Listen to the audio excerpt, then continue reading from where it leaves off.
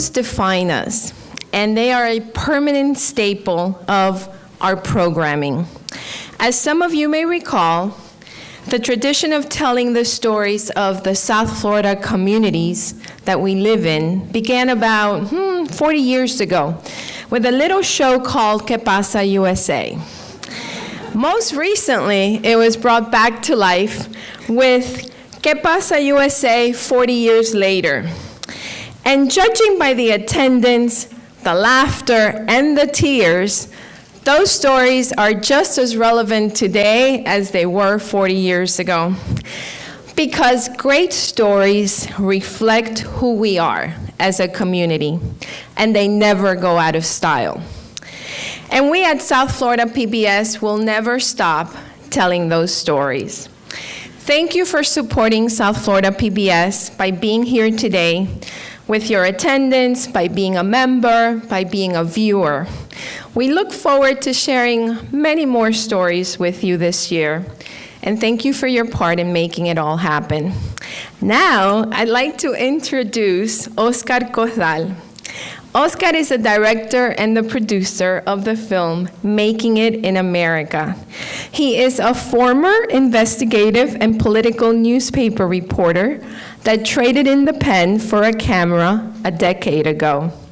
He has since directed and produced several documentaries, including the Emmy Award-winning Exotic Invaders. I remember that one, Oscar. I had just started at South Florida PBS. And Tom Wolfe Gets Back to Blood, which both of them made their debut on South Florida PBS, WPBT, or as some of you may know it, as Channel 2. He grew up in Miami, and his parents are Cuban immigrants just like me. Please welcome Oscar Corral.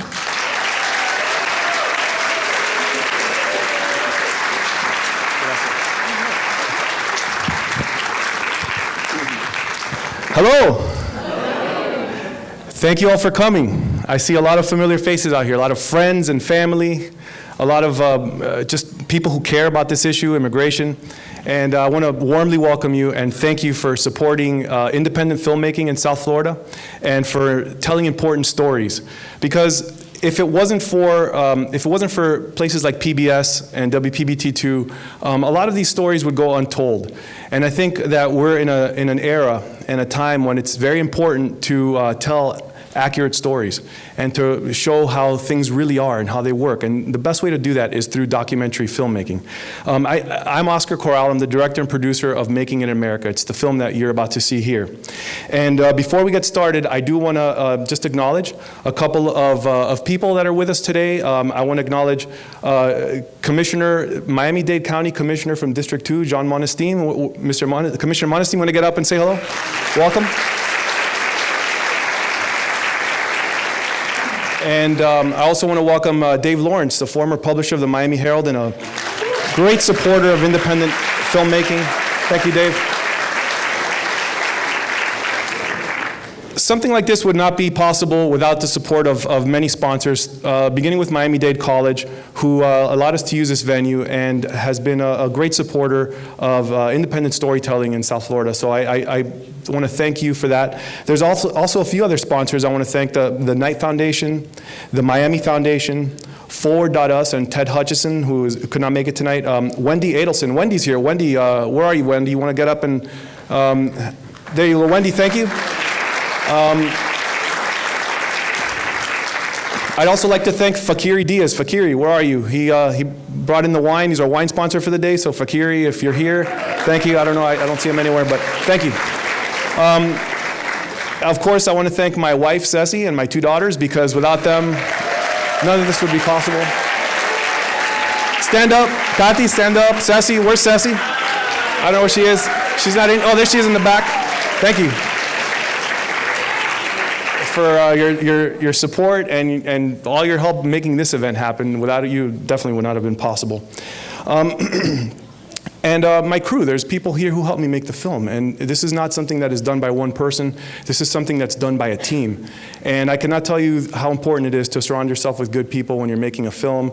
A couple of them are here today. You'll see Melina Pardo over here. Thank you, Melina. Abdul Musin, where's Abdul? He's somewhere around here. Hey, Abdul. I have a bright light in my face. I can't see well. And also, I want to thank, I think I also saw AJ, Abelardo Gonzalez, somewhere out there. AJ, thank you. Excellent. And lastly, I would like to thank my main executive producer, Mike Fernandez. Mike Fernandez is a health insurance mogul who lives here in South Florida. And he championed this project from the beginning. Without his support, this would not have been possible. He is one of the strong believers that immigration and the story behind it needs to be accurately represented. And we need to tell the story of the positive contributions that immigrants make to our society and to our economy. And so that's what this film is. It's just a portrayal of some of the positive things that, that immigrants are doing in this country to help advance our society, our economy, create jobs, and make it a better community. After we finish the film, I'm going to invite some of the entrepreneurs that were on the film up on stage for a Q&A. So please hang around, don't leave afterward. The best part is at the end. We've got a few of them here: Luisa Santos, Monica Lazaro, Susana Robledo. So you'll see them in the film, and they're going to be here afterward to answer questions. So stick around, and again, thank you all so much for coming, friends, family, supporters. I really appreciate it. I love to see you all here, and enjoy the film. Thank you.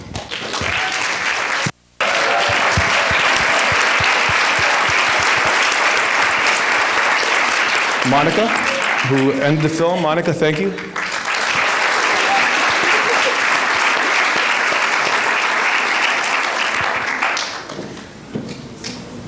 Susana Robledo, everybody.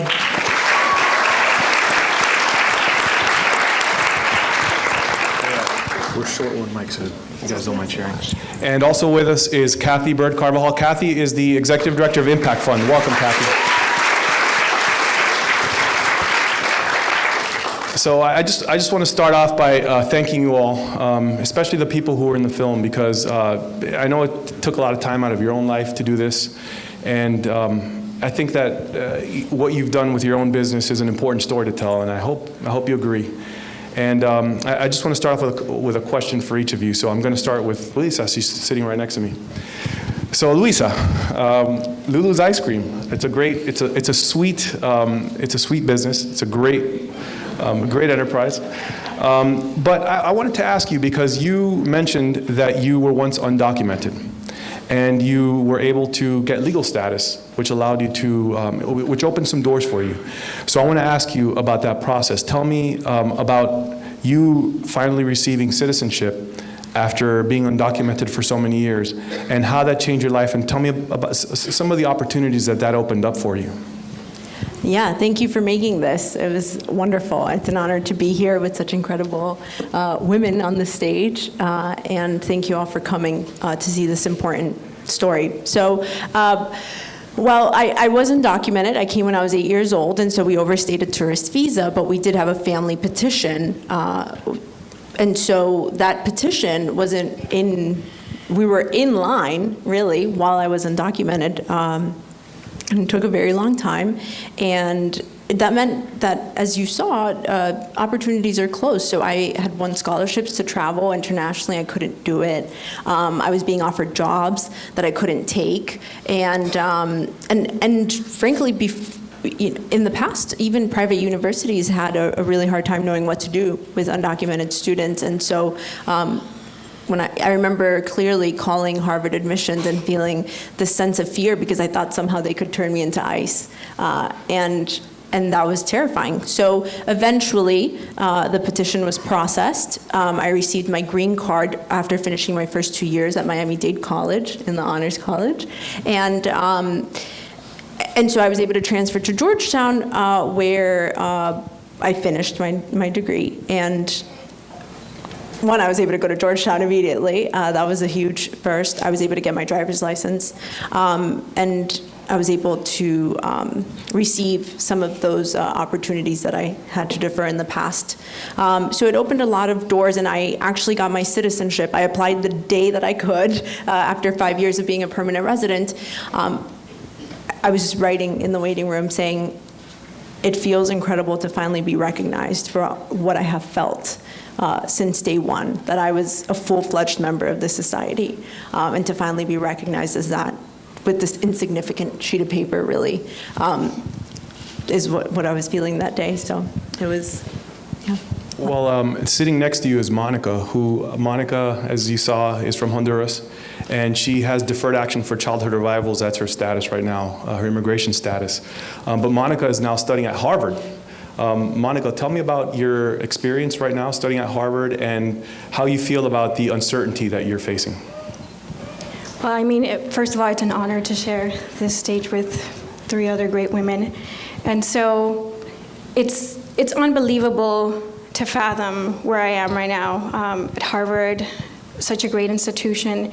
And I really never thought that a person like me could get there for several reasons. One was my status, and even as a DACA recipient, this is not a status. It's actually an employment authorization card, a driver's license, and so this allows me to work and transport myself to places. So that's one of the difficulties that I was facing, but what I always like to note that I've been very blessed at every step of the way, because unlike many undocumented and DACA recipients, even when I was, as I mentioned in the film, after graduating from high school, I thought that that's where it all ended for me. At the time, I wanted to be a physician, and so I realized that this was not going to be able to happen, because I didn't, one, at the time, you had to be a legal citizen of this country to attend medical school. So that was a big problem. And second, I did not have the means. So I did receive this anonymous sponsor who would cover the rest of my tuition at Miami-Dade Honors College, which was just such a great blessing. And then even after graduating from the Honors College, then came 2012, that I received my DACA permission. And so through the work of many organizations here in the state of Florida and in Miami that fought for us to receive in-state tuition, even as undocumented and DACA recipients, you know, it was such a great push that others did for us, and so it merits to be acknowledged. And so I also would like to mention, and there's people in this crowd, friends and family, that even made sure that now as I assist Harvard, that I have the means to pay for my education. And so the community at every step in my life has just gathered to support me. And so to me, it's always important to mention how important, just how much I want to give back to this community, because I have received so much. I have just received more than my share of support compared to just many individuals that have not had my luck. Thank you, Monica. Kathy, you're executive director of the Impact Fund, which is an organization that tries to advance immigrant rights in the United States. Talk a little bit about the importance and the intersection of immigrants and the economy, and some of the contributions that immigrants make to the economy. Thank you so much, Oscar. And thank you so much for telling such an incredible story. I think, especially at this time in our country, that we're living through a very, very difficult era in terms of what's happening with immigration. Immigrants contribute so much to our state and to our country. In Florida alone, immigrants spend about $80 billion a year. Immigrants are more likely to be entrepreneurs than any other group, even though they make up about 20% of our population. They make up 33% of entrepreneurs in Florida. So you take someone who is able to pick up everything and change countries and leave everything behind, and you've got a pretty creative, incredible person who's more likely to start a business. So, and that's the story that I think was told so beautifully in this film. And, you know, and all the little like mom and pop businesses that we see, even undocumented immigrants are more likely to start businesses and to be self-employed. So immigrants contribute so much to our economy, to the creativity, to the vitality, to the innovation that we see, you know, here in Miami, but in all over Florida, right? Another thing is that we need immigrants. our businesses need immigrants. As you look at what the population trends are in the United States, I was taking a look at the New American Economy report for Florida, and between 2010 and 2018, there were projected to be 3 million births, and those did not happen. Instead, there were like 170,000 deaths that happened. So the birth rates are falling, and we have an aging population, and we need young people who are ready to work to fill these jobs. And as we're talking to employers all around Florida, from the hospitality sector, healthcare, construction, people are having a hard time filling the jobs that they need right now. So how are they going to grow from that? So immigration is so incredibly important to our state, to our country, and for us to be able to really move forward. We need to find solutions. We need to talk about the facts. We need to get out of the politics and talk about what does it really take for our community and for our country to move forward in a way that embraces the incredible contributions that immigrants make, and also, gives us what we need, the gasoline to be able to keep moving forward. I just wanted to say a couple of things about what we're working on right now. We're working to make it so that Florida can become the 15th state in the nation to have driver's licenses for all. So that's going to be a huge game changer, right? For people, to be able to drive. It seems like something so basic, something that is good for our public safety. It's going to bring millions of dollars into our economy and create safer roads for all of us. It's good for business. And then we're also working hard to keep policies like mandatory E-Verify off the books. They're bad for business. They're bad for our communities, and it's not something that we need. So, take a look at our website, impactfund.org, and find out how you can get involved. Thank you. Susana, so you started off sewing curtains with your mom with a sewing machine in an apartment. Yes, and it's a bedroom apartment. From the trunk of your car, you delivered these curtains. Now you have a business with almost 60 employees, more than $5 million. That deserves a round of applause, I think, just for that. Tell me about your progress as an entrepreneur and how being an immigrant and a woman has affected and contributed to your progress.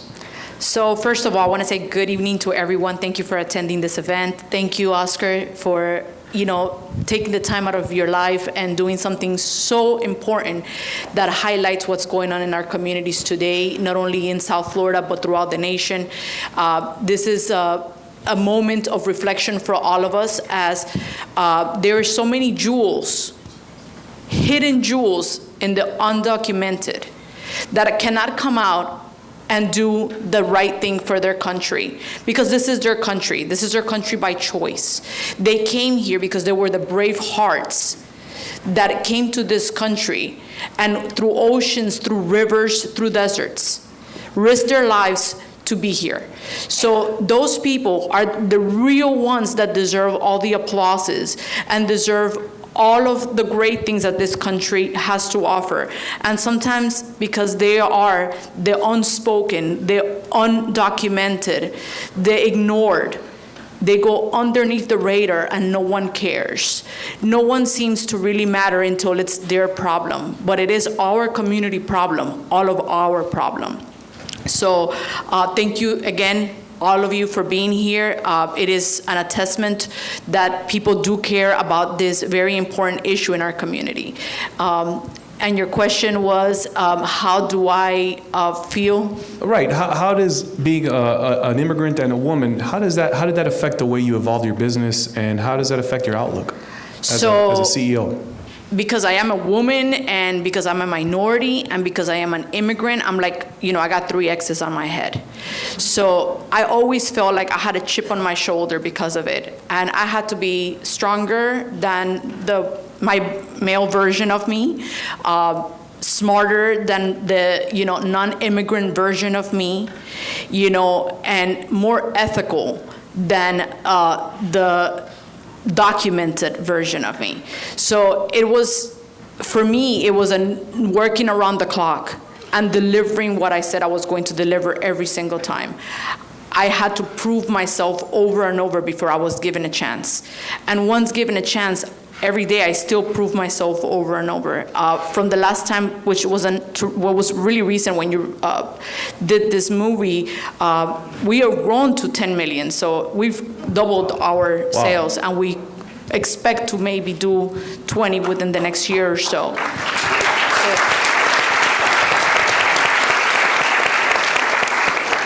But I pay it back right back into my community and to the people that I work for. And I love to hire immigrants and people of color, because that is our community.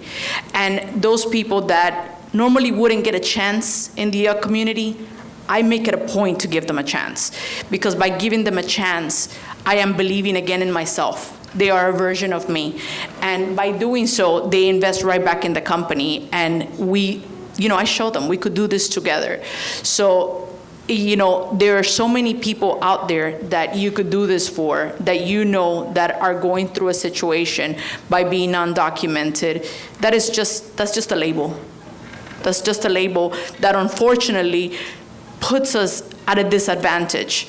But that is not for you to stop and that be the only circumstance to stop you. You must continue as you have, and you will succeed.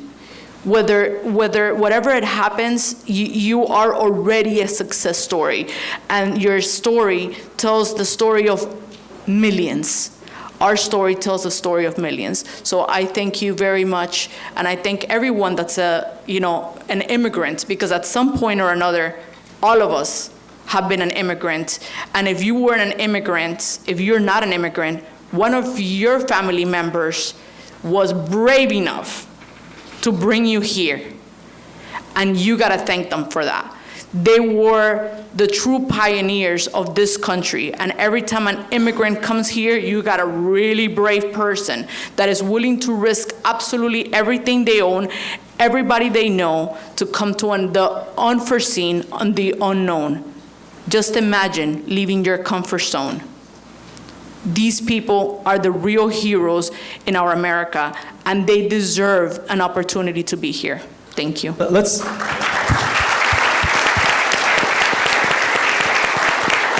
just ask the audience, how many people here were born in another country or immigrants? Show of hands? Keep your hands up. How many people here are children or family of an immigrant? Raise your hands. How many people here work side by side with an immigrant, or have worked side by side with immigrants who have helped you in your career and have helped you along your path? Everybody here, right? I mean, this is not an issue that is over there, that's happening in another city, in another zip code. This is something that's happening right here in our community. It's happening in your family, among your friends.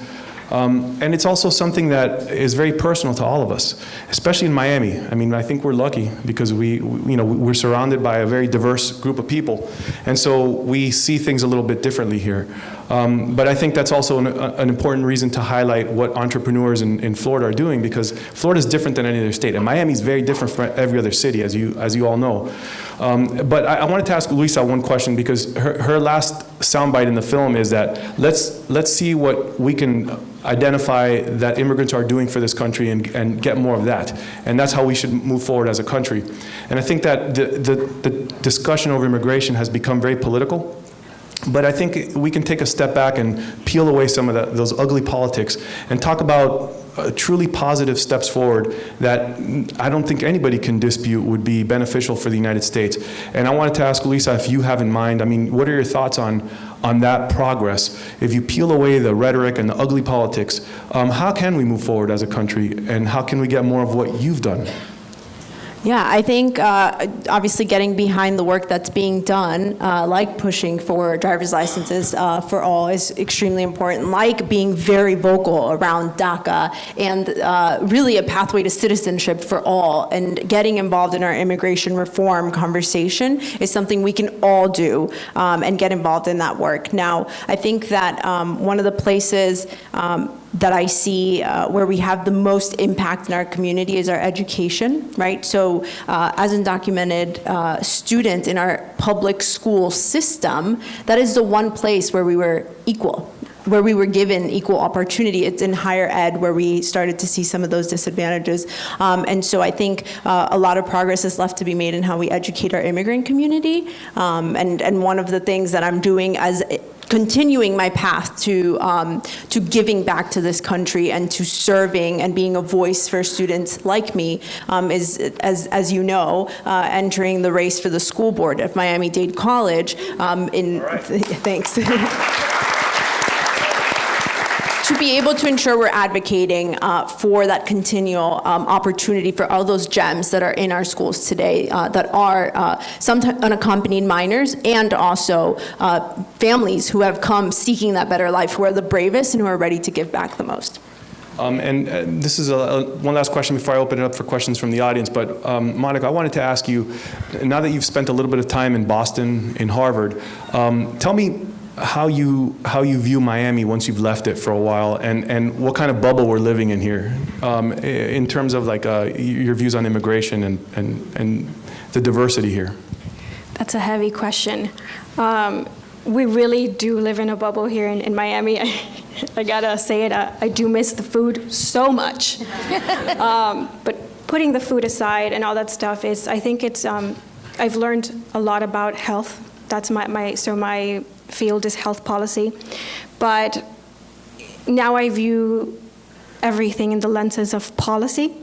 So I think that in order to advance most of our agenda, I think it's important to develop policies that will benefit undocumented and documented youth. And so the way that we can do this in the state of Florida would be by providing financial aid. So there's 21 states in the country that provide in-state tuition to undocumented and documented youth, so basically regardless of status, which I think is great.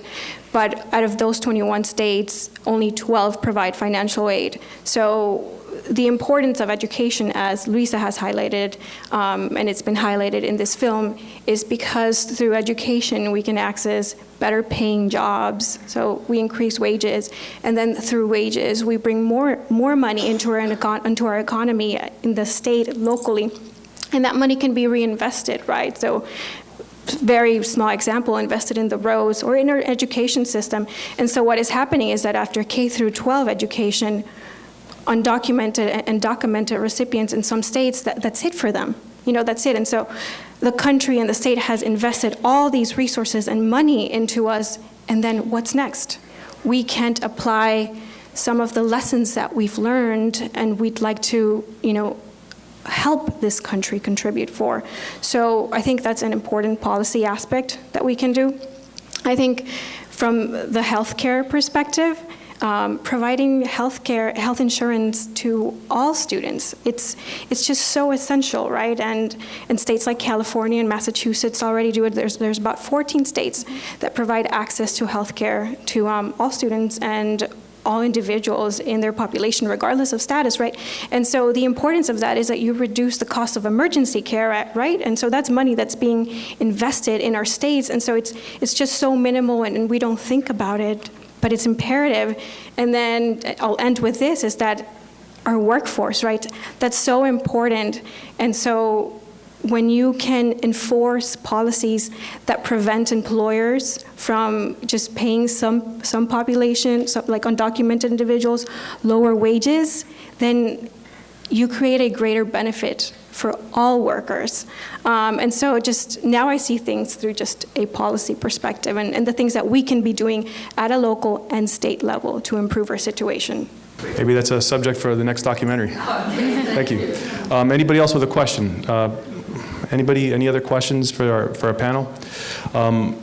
If you don't, I have one that I just want to ask. I want to ask Susana one more question. So I want you to talk about where you see your business going. You've doubled. I mean, since I interviewed you, you say your revenues have doubled from 5 to 10 million.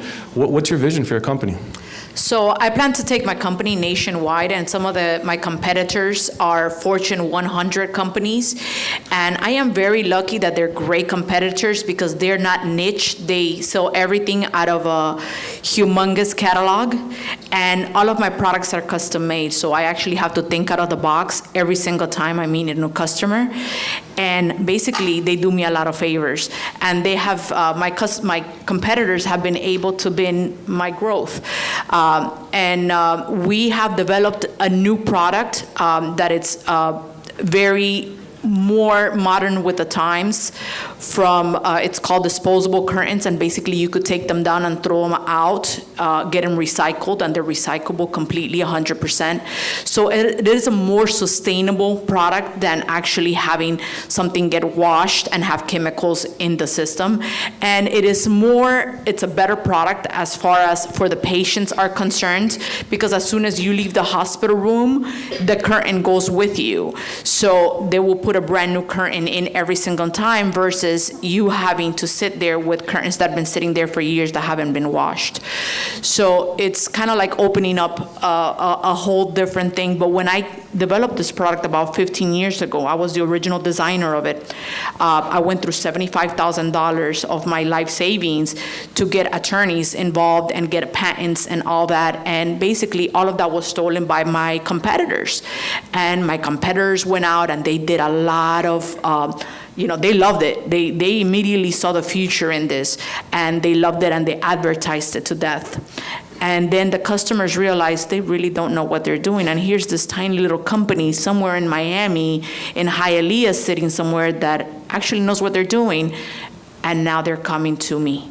So, I thank them for actually paving the way for me. I developed it, but they advertised it, and now I'm taking back my business from them.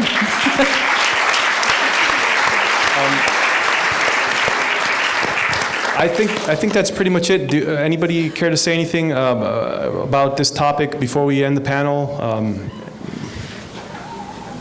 I think that I am very lucky, and if I wouldn't have been an immigrant and my mother wouldn't have brought me here and would have been so fierce in the way that she worked and how hard she worked and the example that she brought to the table.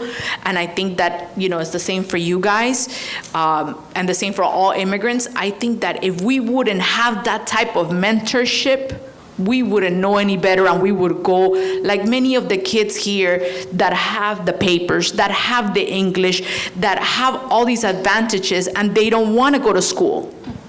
They have the opportunity to go into college and get, free financial aid and grants and all that, and they don't take advantage of it. Here we are, we're so hungry. We're so hungry and we're so grateful. And any little bit that they give us, we take it and we run with it. And I think that that's the immigrant spirit. We see what our families have gone through and where we want to go, and then we always want to be that example to them. We always want to be, queremos que todas nuestras familias sean orgullosas de nosotros, that we live up to that, to them, to honor the sacrifices that they did for us. So for me, it is that, I am here to honor my mother and the sacrifice that she left the comfort of her life behind to come here and completely struggle. It's something admirable, and I felt I couldn't let her down. Plus she's Colombian, Colombian mothers are like real serious about this stuff. So thank you. Well, thank you. Yeah, you have a question? Sure. Just for the record, the reason for including Monica in this film is because there is a situation right now, if you're not familiar, where 700,000 or 800,000 young Americans that were born in other countries who came here as children without legal status, but who were given legal status under DACA, Deferred Action for Childhood Arrivals, are now under threat of becoming undocumented again and being deported. And that's going to be decided by the Supreme Court over the next few months. And so when that issue comes up and you start hearing crazy rhetoric and all these negative things being said about immigrants, remember who we're talking about here. We're talking about young people who came here, who are, they're working hard. We spent a lot of money educating them in our public schools. And they're, in many cases, the cream of the crop. And right now, they are, their status is under threat. If they become undocumented, that means that tomorrow they can be deported to their country, which they don't really know. I mean, Monica, how well do you know Honduras? I mean, when's the last time you were there? How old were you? I was 9. She was 9 years old. And that's the case with many of these young people who came here as undocumented children and who have DACA. I think that if there's one policy that we need to address as a nation with immigration, it is without question the status of DACA recipients. Otherwise, imagine the economic malfeasance of deporting Monica to Honduras after she has been educated in public schools. She's excelled in everything. She's at Harvard studying. She's the future of our country. We're going to deport her? I mean, does that make any sense to anybody? That's where the conversation needs to revolve, I think, over the next few months, because that's one of those issues that just put the politics aside. Just think about economically. Think about the humanity of it. I mean, it doesn't make any sense to me. Anyway, I get to say that. I've got the mic. But anyway.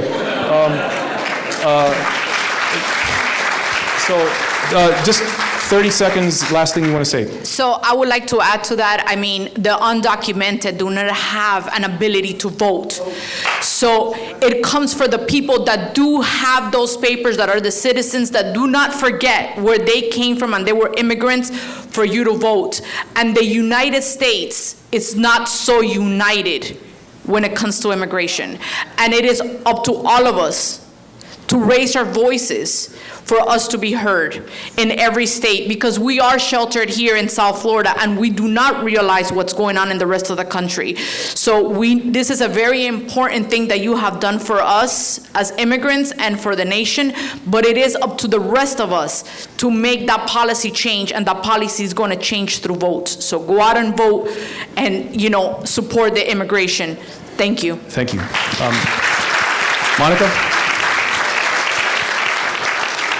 I really couldn't agree more. I think our biggest tool lays in the individuals in this auditorium and in this country, and it's to really go out and vote and make sure that if there is a policy that you think could benefit your neighbor or someone that is affected because of an immigration status, is bring it up to your legislators, write them letters, set meetings with them, talk to them, and just let them know how important this is to you and how important it is to our country.